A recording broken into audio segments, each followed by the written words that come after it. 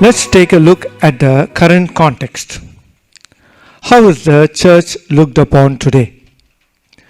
The church resembles Jesus Christ, who was persecuted, calumniated, and tortured by those very men whom he had undertaken to save. The church is no doubt going through turbulent times, and there are those who despise and hate maliciously the light of Christian wisdom. The church is also ignored and neglected, and at times looked upon as irksome by many Christians who are allured by worldly ideals and philosophies. We also have some of our brothers and sisters who think that they can accept Christ as the head of the church, but they don't want to adhere to the loyalty of his vicar on the earth.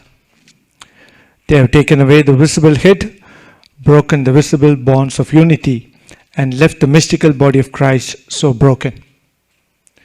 At the same time, there are countless multitudes today who are being persecuted, tortured for their faith in different parts of the world. And those people continue to witness to the Christian faith and submit themselves to the will of God in whatever situation they are. Let's now take a look at the contribution of the Catholic Church. Let us move beyond this current scenario and to take a quick glance at these 2000 plus years. So many have existed and disappeared. So many kingdoms and nations have come and gone. But the Catholic Church has withstood all persecutions and trials and still been the most powerful institution that changed and impacted humanity. She has always been the life and center, the voice, the custodian, and the guardian of all humanity. Despite human weaknesses and pitfalls, moments of struggle and crisis, the Catholic Church has been ceaselessly and selflessly nurturing mankind all over the world.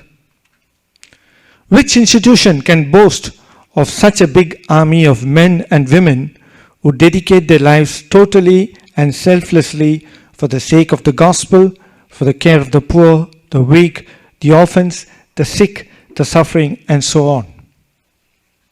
Look at her contribution for humanity, and the list is endless.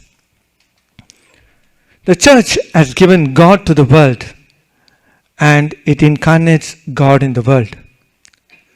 Religion has been the life-giving fuel for humanity for a better living. And the Catholic Church has taken that religion to the farthest ends of the world, bringing life and hope to all people.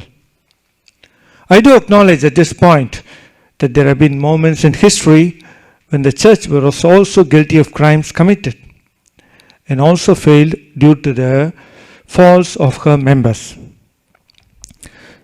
With more than 1.3 billion followers in her fold, the church has offered and molded a meaningful way of life and a way of being. It has taught one how to pray, how to be happy, how to elevate oneself towards a nobler living. The saints who have lived in this world have sanctified and enriched humanity by their holiness and are models for humanity.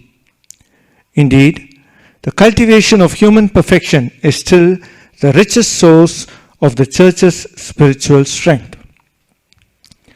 The church has been the backbone of Western civilization and has shaped every society and culture. The early Christian community has been the heritage and the model on which Christians strive to live and build their families and societies, concretely living the gospel values.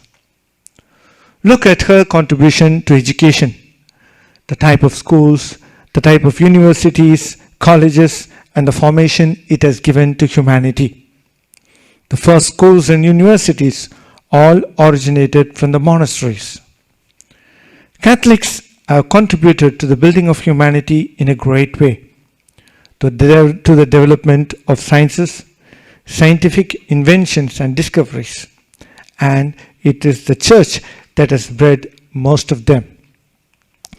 Look at some of the greatest artists of the world, the amazing pieces of art, the marvelous pieces of architecture. Who produced them and what was their upbringing? Look at the contribution to literature, the greatest writers and the books it has produced. These pieces of literature still serve to be an all-time reference and beacon light for humanity. Look at our culture, the traditions we have. Look at the names we all possess, the names of the states, the roads, the places. Where did this all come from? Obviously, most of these names refer to the saints of the church. Look at the innumerable services offered by Catholics in the field of hospitals, medicine, service care, and so on. Billions of financial aid is given for charity, especially for those most suffering and those who need. Anywhere in the world, at any moment of crisis and suffering, or natural calamities or disasters, it is the church who is the first to come to aid generously, pulling all her resources in true solidarity. In what sector of life has the church not contributed to its growth? The Catholic Church and the world. The church has not excluded anyone from our motherly embrace, and everyone rightly fits into the scope of her motherly care. And that is how the church is truly universal. The church has no enemies except those who wish to make themselves such. The church has always been in dialogue with the modern world and is doing her utmost to promote harmonious relations and a spirit of cooperation between nations. The church does not boast of her supremacy, but realizes that it is a task to be the leaven, the salt, and the light of the world.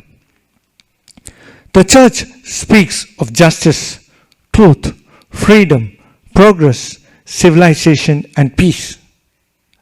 The church knows well that the value of these goals and is always at the service of the poor, the voiceless, and the marginalized. Today, the church is the only institution that upholds marriage and family by fighting divorce, abortion, contraception, infanticide, slavery, and discrimination.